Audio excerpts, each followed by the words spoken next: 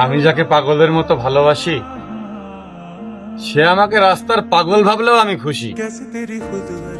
কিন্তু যার ভালোবাসা এতদিন পেয়েছি বলে বিশ্বাস করেছি, হঠাৎ যদি তা ভুল প্রমাণিত হয়, আমি কার দোষ দেব?